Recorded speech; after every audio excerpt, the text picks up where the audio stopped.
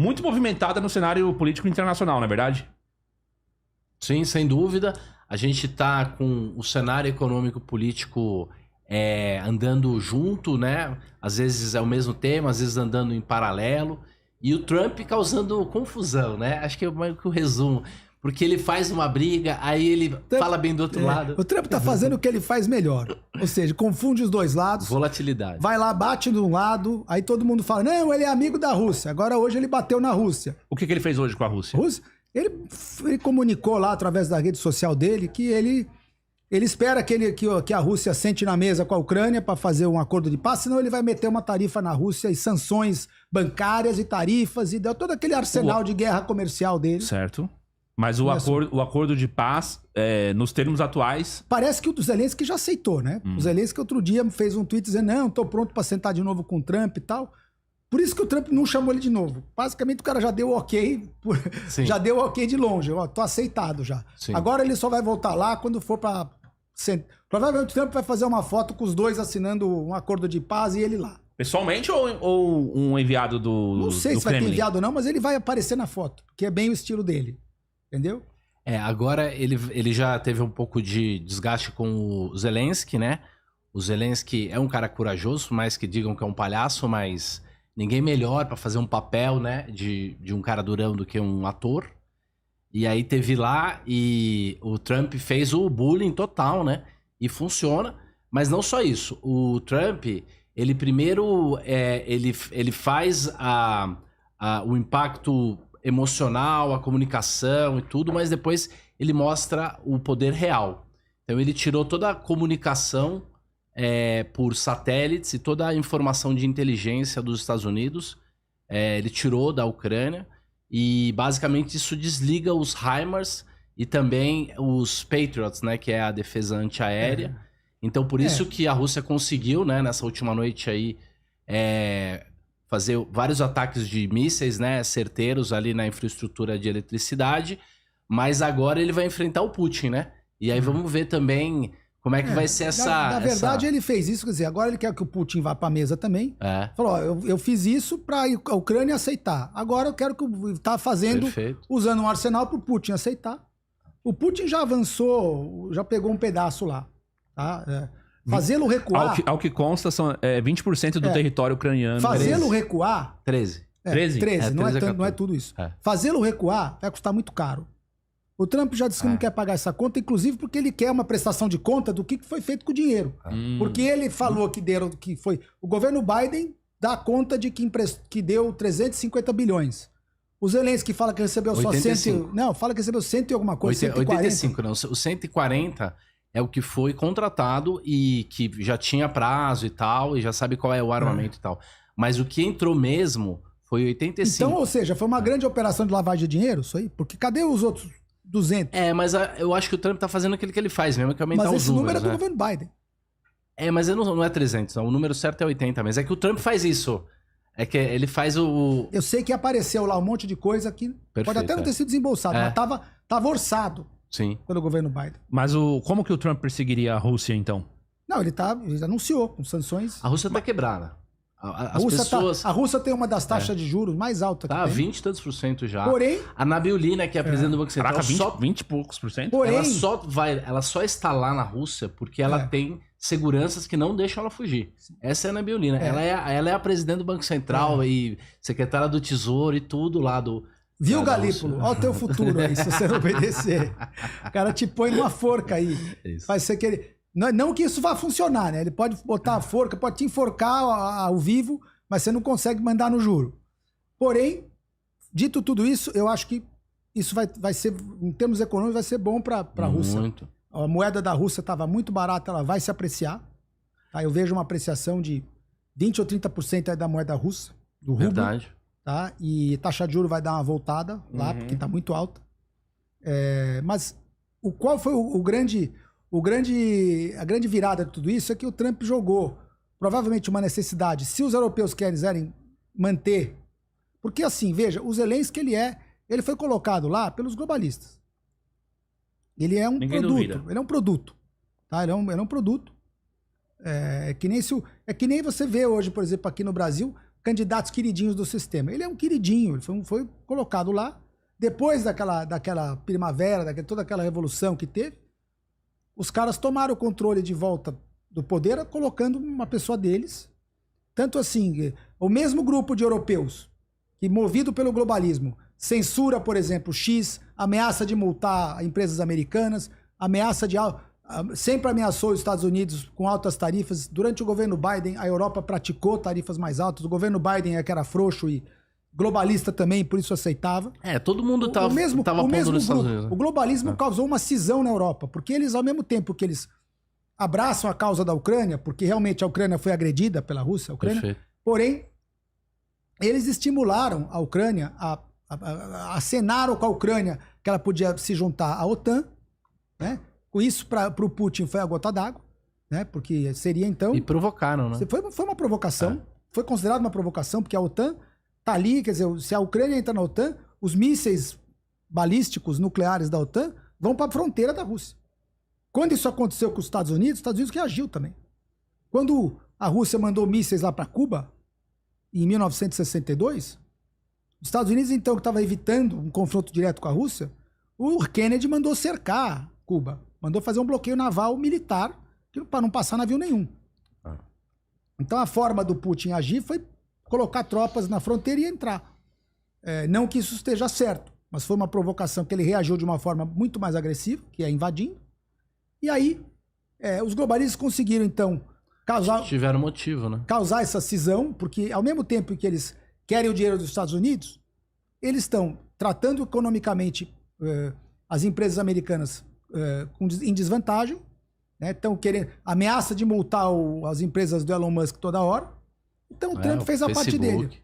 Agora sim, vocês vão, já que vocês não têm mais o tratamento e não respeitam os valores da liberdade de expressão, não sei o que para mim tem mais coisa do que isso, por baixo tem interesse comercial também.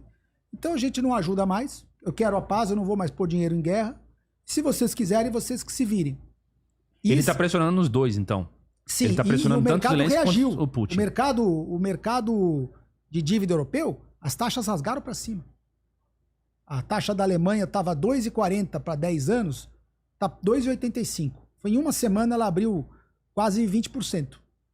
De 2,40 para 2,85 é 20%. É, né? Muito alta, ainda mais para a Alemanha. Nominalmente, né, a taxa subiu 20%. Vai de 2,40 para 2,85, né? Subiu. O cara que está alavancado é muito dinheiro. É muito dinheiro.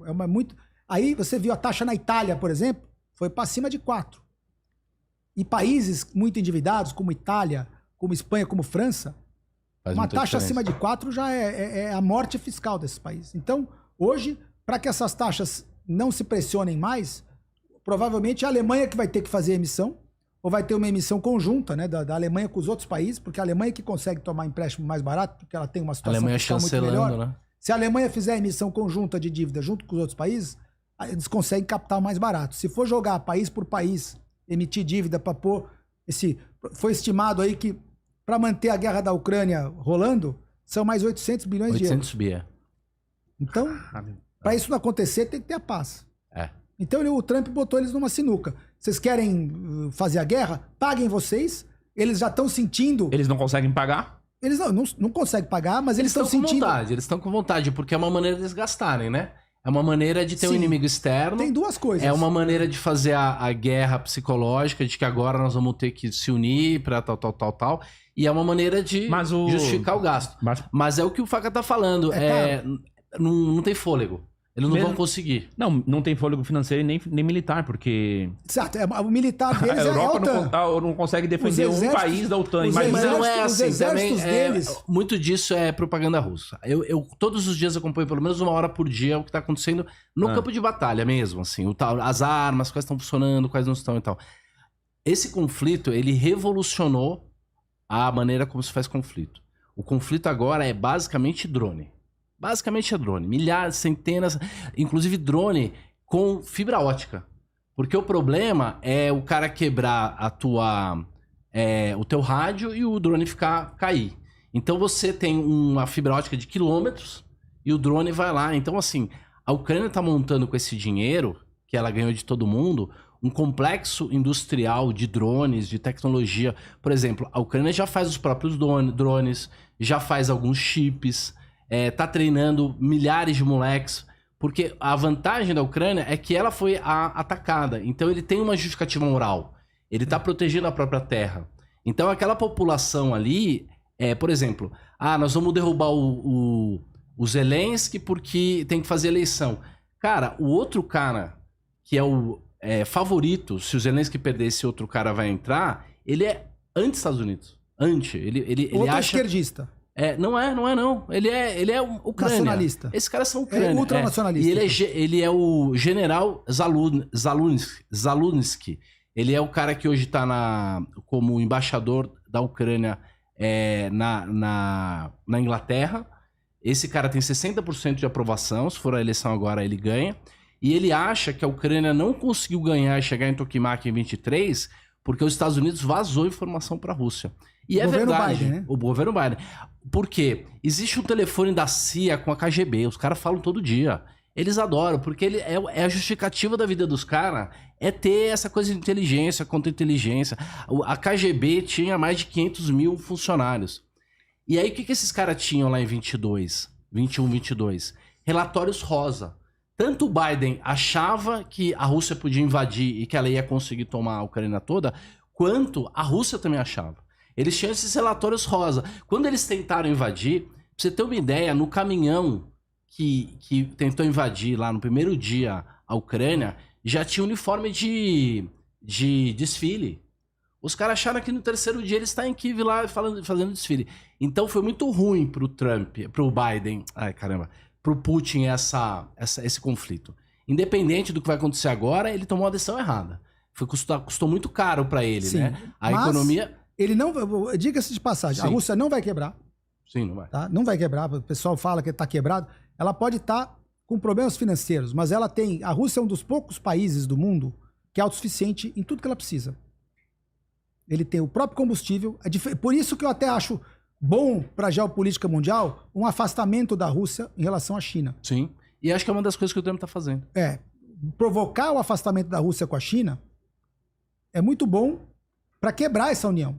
Porque a China é um país dependente. A Rússia não. A China, se você fizer um bloqueio naval, não chega comida lá, eles morrem de fome. Sim. A Rússia consegue a própria energia e a própria comida. Energia porque ela tem aquelas... Na Sibéria lá tem gás natural, petróleo, até dizer chega. Tem petróleo, gás natural, até dizer chega lá. E comida, agora então que ela está com mais área ainda, uma parte da Ucrânia, a Ucrânia é o maior exportador de grãos da Europa. Então a Ucrânia digamos assim, é a celeiro da Europa. Tem um monte de reserva de petróleo, tem muita riqueza na Ucrânia. Isso a Rússia tem. Petróleo não precisa de ninguém. Ela tem toda a energia que ela precisa. E tem questão de alimentos, com a Ucrânia então, com esse pedaço, também... E a economia primarizou. Exatamente. Agora, ainda é mais fácil de sobreviver. Então, né? Se você fizer um bloqueio, a Rússia sobrevive. Bueno. Ela tem a comida e tem a energia. E ela botou a Europa dependente dessa energia. Porque a Alemanha, por exemplo, desligou as usinas nucleares e fica comprando. Então, nesse ponto, o Trump tinha razão. No momento que os globalistas fizeram aquelas políticas ambientais lá para desligar as usinas nucleares, a Alemanha hoje é dependente da Rússia. Então, a Alemanha sustentou, pagou, comprou comercialmente energia da Rússia por muito tempo, fortalecendo os cofres da Rússia, que hoje teve dinheiro para entrar nessa guerra. Perfeito. Ficou apertada? Ficou, mas está levando a guerra. Conheça o Kotai Project. O Kotai Project pretende desenvolver um ecossistema financeiro global que dará 100% de anonimato, liberdade geográfica e financeira para todos os usuários de criptomoedas do mundo. O ecossistema consiste em uma corretora de criptomoedas, um banco digital internacional e um gateway de pagamento em cripto. Tudo isso dentro da Kotai Wallet. Não perca essa oportunidade e acesse o nosso site. Link na descrição do vídeo.